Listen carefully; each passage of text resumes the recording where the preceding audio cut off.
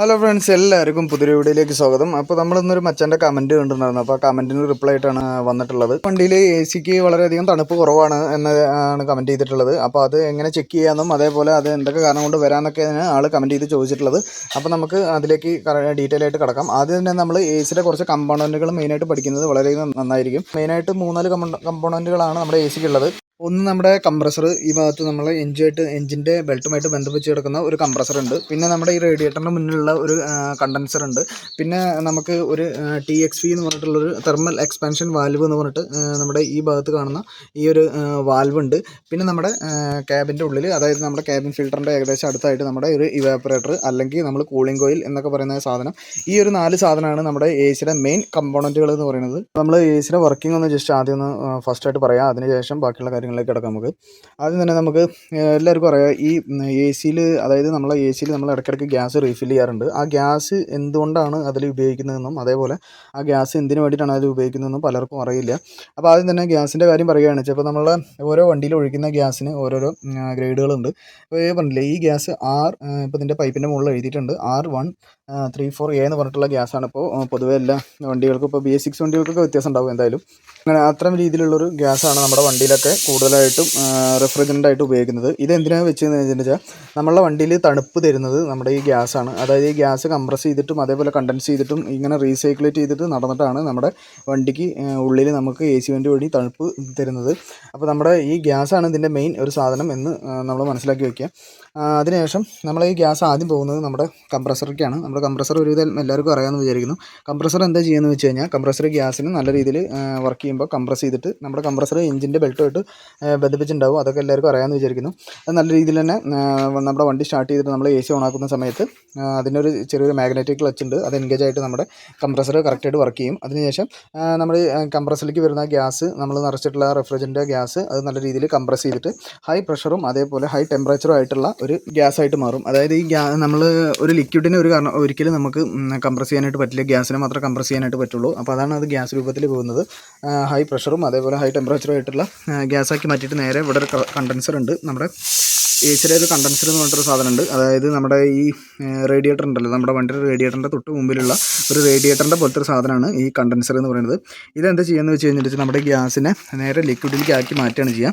അതായത് ഇതിനൊരു 4 ലെയർ ഉണ്ട്. ഒരു ലെയർ, 2 ലെയർ, 3 ലെയർ, 4 ലെയർ എന്ന് പറഞ്ഞാൽ ഏറ്റവും അടിയിൽ ഒരു ലെയർ ഉണ്ട്. അടിയിലേക്ക് ഈ ലെയർ ഇങ്ങനെ ഒരു സെറ്റ് ആകൃതിയിലാണ് ഈ ഗ്യാസ് നമ്മളിങ്ങനെ സർക്കുലേറ്റ് ചെയ്യുക. ഇതേ രീതിയിൽ ഇങ്ങനെ സർക്കുലേറ്റ് ചെയ്തിട്ട് ഈ കണ്ടൻസറിൻ്റെ അടിയിലേക്ക് എത്തുമ്പോഴേക്കും ഇത് ലിക്വിഡായിട്ട് മാറിയിട്ടുണ്ടാവും. അതിനുശേഷം ഹൈ പ്രഷറും ഹൈ ലിക്വിഡായിട്ടുള്ള ഈ സാധനം നേരെ പോകുന്ന ഒരു ഡ്രയറിലേക്കാണ്. അതായത് ചെറിയ രീതിയിലുള്ള മോയ്സ്ചർ എന്തെങ്കിലും കണ്ടൻറ്റ് ഉണ്ടെന്നുണ്ടെങ്കിൽ അത് ആ ഡ്രയർ വഴി അത് മോയ്സ്ചർ കണ്ടൻറ്റൊക്കെ റിമൂവ് ചെയ്തതിന് ശേഷം നമ്മൾ നേരെ പോകുന്നത് നമ്മുടെ ഈ തെർമൽ എക്സ്പാൻഷൻ വാൽവ് എന്ന് പറഞ്ഞിട്ടുള്ള ഒരു TXV പറഞ്ഞിട്ടുള്ള ഒരു സാധനത്തിലേക്കാണ് നേരെ അത് ഡയറക്റ്റ് പോകുന്നത്. അത് നമ്മുടെ ഈ കണ്ടൻസറിലേക്ക് കയറിയതിന് ശേഷം ഇതുവഴി കണ്ടോ, ഈ ഭാഗത്ത് കൂടെ ചെറിയൊരു ലൈന് പോകുന്നുണ്ട്. ഈ ലൈന് വഴിയാണ് ഹൈ പ്രഷറും ഹൈ ടെമ്പറേച്ചറും ആയിട്ടുള്ള ലിക്വിഡ് നേരെ ഈ ഭാഗത്തേക്ക് പോകുന്നത്. ഇതാണ് നമ്മുടെ ബേസിലെ മെയിൻ പരിപാടി. നമ്മുടെ ഈ TXV വാൽവിൽ നിന്നാണ് കറക്റ്റായിട്ട് നടക്കുന്നത്. ഇതെന്താ ചെയ്യണമെന്ന് വെച്ച് കഴിഞ്ഞാൽ, ഇതിന് ഹൈ പ്രഷറും ഹൈ ടെമ്പറേച്ചറും ആയിട്ടുള്ള ഇതിലൂടെ കടന്നു പോകുമ്പോൾ ഇതിലൂടെ ആ ലിക്വിഡിന് കടന്നു പോകാൻ ചെറിയൊരു ഏരിയ മാത്രമേ ഉണ്ടാവുള്ളൂ. അപ്പോൾ ആ ഏരിയയിൽ നിന്ന് നേരെ ആ ലിക്വിഡ് ഒരു ലോ പ്രഷറായിട്ടുള്ള ഏരിയയിലേക്ക് കടന്നു പോകുമ്പോൾ അതിൻ്റെ ടെമ്പറേച്ചറും പ്രഷറും വളരെയധികം നല്ല രീതിയിൽ തന്നെ കുറയും. ഏകദേശം ഇതിൽ കൂടെ കടന്നു പോകുന്ന അല്ലെങ്കിൽ ഇതിലേക്ക് എത്തുന്ന ആ ഒരു വാട്ടർ എന്ന് പറയുന്നത് ഏകദേശം 80 ഡിഗ്രി, അതായത് 90 ഡിഗ്രി ആ റേഞ്ചിലുള്ള അത്രയും, ഏകദേശം നമ്മുടെ വെള്ളം തിളയ്ക്കണമെന്നുണ്ടെങ്കിൽ 100 ഡിഗ്രി സെൽഷ്യസ് ആണ് വേണ്ടത്. അപ്പോൾ ഏകദേശം ഒരു 80-90 ഡിഗ്രി സെൽഷ്യസോളം അത്രത്തോളം ടെമ്പറേച്ചറും നല്ല ഹൈ പ്രഷറും ആയിട്ടുള്ള വാട്ടറാണ് അത് കൂടെ കടന്നു പോകുക. അപ്പോൾ ഈ TXV വാൽവ് വഴി പുറത്തേക്ക് വരുന്ന ലിക്വിഡ് എന്ന് പറയുന്നത് ഏകദേശം വളരെയധികം 0 to 10 ഡിഗ്രി സെൽഷ്യസ് വരെ അത്രയും തണുപ്പ് കുറഞ്ഞിട്ടുള്ള ഒരു വാട്ടറാണ് പുറത്തേക്ക് വരുന്നത്. അപ്പോൾ അത് കറക്റ്റായിട്ട് പ്രോപ്പറായിട്ട് ഇതിൻ്റെ ഫംഗ്ഷൻ നടക്കുന്നത് നമ്മുടെ ഈ TXV എന്ന് പറഞ്ഞിട്ടുള്ള ഈ സാധനത്തിലാണ്. തെർമൽ എക്സ്പാൻഷൻ വാൽവ് എന്നാണ് അതിന് പറയുന്നത്. നമ്മുടെ ലിക്വിഡിന് ഒരു പ്രത്യേകത ഉണ്ട്. ഹൈ പ്രഷറായിട്ടുള്ള ഏരിയയിൽ നിന്ന് ലോ പ്രഷർ ഏരിയയിലേക്ക് പോകുമ്പോൾ പെട്ടെന്ന് തന്നെ അത് തണുത്ത് കിട്ടും, അല്ലെങ്കിൽ പെട്ടെന്ന് തന്നെ അതിൻ്റെ പ്രഷർ കുറയും. അതായത് ഹൈ പ്രഷർ ഏരിയയിൽ നിന്ന് അത് ലോ പ്രഷർ ഏരിയയിലേക്ക് പോകുമ്പോൾ അതിൻ്റെ ടെമ്പറേച്ചറും പ്രഷറും വളരെയധികം കുറയും. അതാണ് ഇതിൻ്റെ മെയിനായിട്ടുള്ളൊരു പ്രവർത്തനത്തിൻ്റെ തത്വം എന്ന് പറയുന്നത്. മെയിനായിട്ടുള്ളൊരു ഉദാഹരണം എന്താണെന്ന് വെച്ച് കഴിഞ്ഞിട്ടുണ്ടെച്ചാൽ നമ്മൾ ഈ സ്പ്രേ ഉപയോഗിക്കുന്ന ആൾക്കാരാണെന്നുണ്ടെങ്കിൽ ഈ സ്പ്രേ കുപ്പി ഉണ്ടാവില്ല, അത് നമ്മൾ നല്ല രീതിയിൽ തന്നെ പ്രസ് ചെയ്ത് പിടിക്കുകയാണ് വെച്ചാൽ കുറച്ച് നേരം ആ ലിക്വിഡ് അല്ലെങ്കിൽ നമ്മുടെ ആ സ്പ്രേ പുറത്തേക്ക് പോയി കഴിഞ്ഞിട്ട് ആ കുപ്പിയുടെ അടിഭാഗത്ത് നല്ല രീതിയിൽ തന്നെ തണുപ്പ് നമുക്ക് അനുഭവപ്പെടാൻ പറ്റും. അറിയാത്തവരാരെങ്കിലും ആണെന്നുണ്ടെങ്കിൽ ജസ്റ്റ് ഒന്ന് നോക്കി നോക്കുക. അപ്പോൾ നമുക്ക് കറക്റ്റായിട്ട് അതിൻ്റെ വർക്കിംഗ് എന്താണെന്ന് അല്ലെങ്കിൽ ഈ TXV വാൽവിൻ്റെ വർക്കിംഗ് എന്താണെന്ന് നമുക്ക് മനസ്സിലാക്കാൻ പറ്റും. അതേപോലെ തന്നെ അല്ലാന്നുണ്ടെങ്കിൽ നമ്മൾ ഈ ചെറുപ്പത്തിലൊക്കെ നമ്മൾ ഈ ലൈറ്റർ ഇല്ലേ, നമ്മുടെ ഈ സിഗരറ്റ് ലൈറ്റർ എന്നൊക്കെ പറയില്ലേ, ആ സാധനം അത് ഏകദേശം അതിൻ്റെ ഗ്യാസ് തീരാറായി കഴിഞ്ഞാലോ അല്ലെങ്കിൽ അത് കത്താതെയൊക്കെ ആയി കഴിഞ്ഞിട്ട് നമ്മൾ എറിഞ്ഞ് പൊട്ടിക്കാറില്ലേ. അപ്പോൾ ആ സമയത്തൊക്കെ അത് എറിഞ്ഞ് പൊട്ടിച്ചതിന് ശേഷം അതിൻ്റെ പൊട്ടിയ ഭാഗത്ത് നമ്മൾ വേഗം പോയിട്ട് തൊടുകയാണെന്നുണ്ടെങ്കിൽ അതും നല്ല രീതിയിൽ തണുപ്പായിട്ടുണ്ടാവും. അപ്പോൾ അതൊക്കെ ഇതിന് മെയിനായിട്ടുള്ളൊരു ഉദാഹരണമായിട്ടുള്ളൊരു കാര്യമാണ്. TX വാൽവ് വഴി പോകുന്ന ലിക്വിഡ് ഇവാപ്പറേറ്ററിലേക്കാണ് പോകുന്നത്. ഇവാപ്പറേറ്ററിൽ നിന്ന് നേരെ അത് ഒരു ഫാന് വഴി, നമ്മുടെ ബ്ലോവർ ഫാന് വഴി നല്ല രീതിയിൽ അതിൻ്റെ ഉള്ളിൽ കൂടെയുള്ള അതിൻ്റെ തണുപ്പൊക്കെ ഫുള്ള് നമ്മുടെ AC വണ്ടി വഴി നമുക്ക് കിട്ടിയിട്ട് പിന്നെ അത് വീണ്ടും അത് ഗ്യാസായിട്ട് മാറിയിട്ട് വീണ്ടും ഈ പൈപ്പ് വഴി, ഈ കാണുന്ന ഈ കുറച്ച് തടിയുള്ള ഈ പൈപ്പ് വഴി വീണ്ടും നമ്മുടെ കംപ്രസറിലേക്ക് എത്തുകയാണ് ചെയ്യുന്നത്. ഇത് വീണ്ടും ഇങ്ങനെ റീസൈക്ലേറ്റ് ചെയ്ത് നടന്നുകൊണ്ടേയിരിക്കുകയാണ് ഈ ഗ്യാസ്. അങ്ങനെയാണ് നമുക്ക് കാറിൽ AC അനുഭവപ്പെടുന്നത്.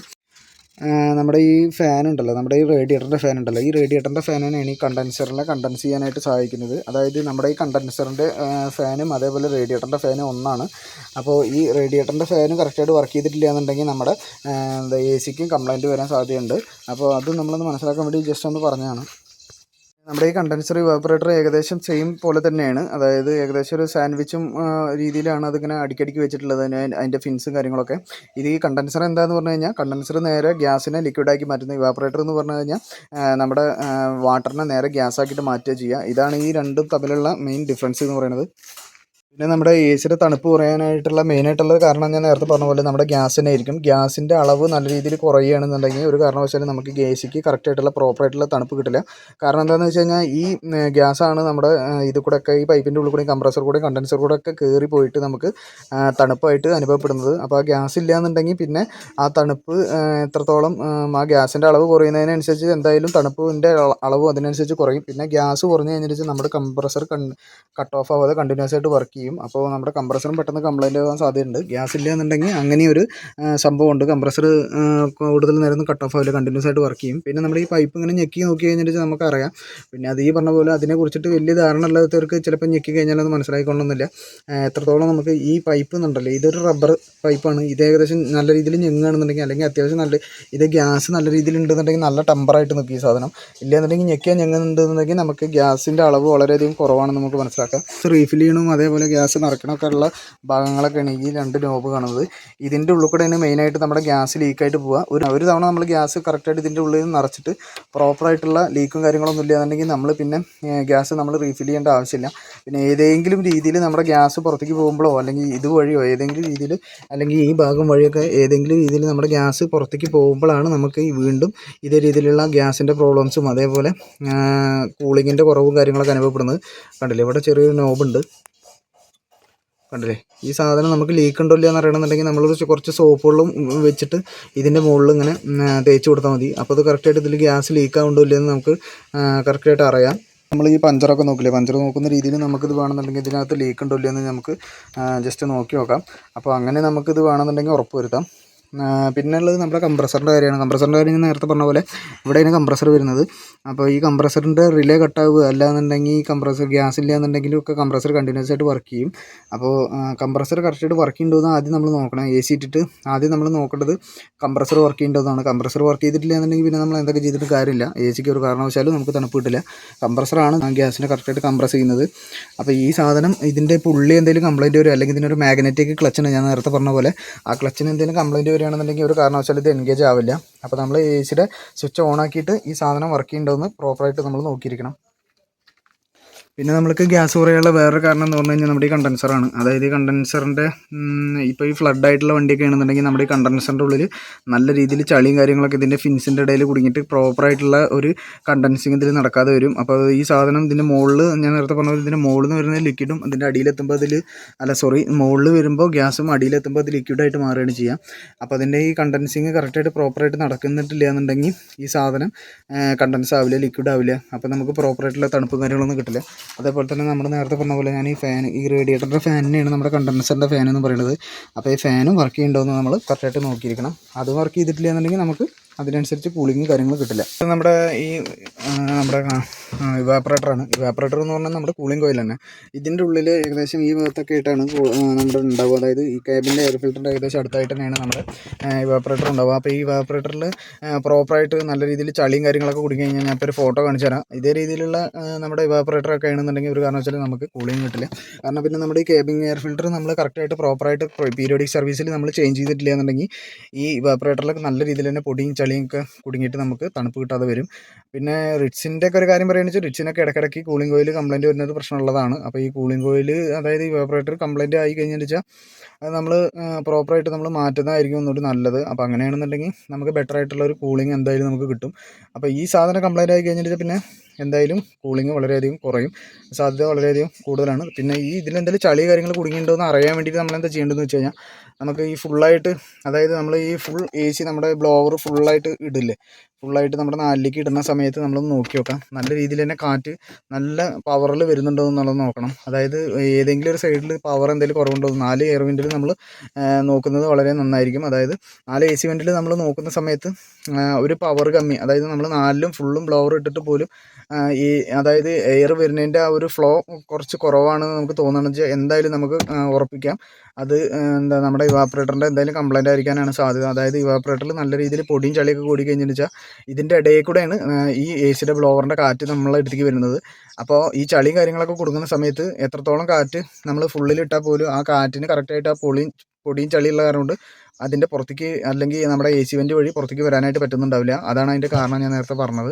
അപ്പോൾ അങ്ങനെയും നമുക്ക് പ്രശ്നം വരാം. റിറ്റ്സിൽ LDA ആണെന്നുണ്ടെങ്കിൽ ACക്ക് എന്തെങ്കിലും കംപ്ലയിൻറ്റ് അല്ലെങ്കിൽ മീറ്ററിന് എന്തെങ്കിലും കംപ്ലയിൻറ്റ് പറ്റുകയാണെന്നുണ്ടെങ്കിൽ നമ്മുടെ അത് ACനെയും കൂടിയും ബാധിക്കുന്നതാണ്. അപ്പോൾ അത് നമ്മൾ ശ്രദ്ധിക്കേണ്ടതാണ്. LDAക്ക് മാത്രമേ എങ്ങനെയുള്ളൂ, VDAയും അതേപോലെ ZDI, ZXI, VXI അങ്ങനെയാണെങ്കിൽ കുഴപ്പമില്ല. LXIയും LDAയും മാത്രമാണ് അങ്ങനൊരു പ്രശ്നം വരുന്നേ ഉള്ളൂ. അപ്പോൾ ഇത്തരം കാര്യങ്ങളൊക്കെയാണ് നമുക്ക് ഇതിനെക്കുറിച്ചിട്ട് പറയാനുള്ളത്. അപ്പോൾ നമ്മൾ പീരിയോഡിക് സർവീസൊക്കെ ചെയ്യുന്ന സമയത്ത് നമ്മൾ ACയും കൂടി ഒന്ന് ചെക്ക് ചെയ്യുന്നത് വളരെയധികം നന്നായിരിക്കും. ഇനിയിപ്പോൾ ചൂടുകാലങ്ങളൊക്കെയാണ് വരുന്നത്, അപ്പോൾ എന്തായാലും നമുക്ക് AC വേണ്ടത് നിർബന്ധമായിട്ടുള്ള കാര്യമാണ്. അപ്പോൾ ഇത്തരം കാര്യങ്ങളൊക്കെയാണ് ഉള്ളത്. അപ്പോൾ എന്തായാലും ഇതേ രീതിയിലുള്ള എന്തെങ്കിലും സംശയങ്ങളും കാര്യങ്ങളൊക്കെ ഉണ്ടെന്നുണ്ടെങ്കിൽ നമുക്ക് കമൻറ്റിൽ ചോദിക്കുകയാണെന്ന് വെച്ചാൽ നമുക്ക് പറ്റാവുന്ന രീതിയിലൊക്കെ ആണെങ്കിൽ നമ്മൾ മാക്സിമം അതിൻ്റെ വീഡിയോ ഇടാനായിട്ട് മാക്സിമം ശ്രമിക്കും. അപ്പോൾ ഇന്നത്തെ വീഡിയോ ഇത്രയുള്ളൂ. വീഡിയോ ഇഷ്ടമായി ലൈക്ക് ചെയ്യാനും ഷെയർ ചെയ്യാനും ചാനൽ സബ്സ്ക്രൈബ് ചെയ്ത് സപ്പോർട്ട് ചെയ്യാനും മറക്കരുത്. അടുത്തൊരു പുതിയ വീഡിയോയുമായി വീണ്ടും കാണാം ഫ്രണ്ട്സ്. താങ്ക്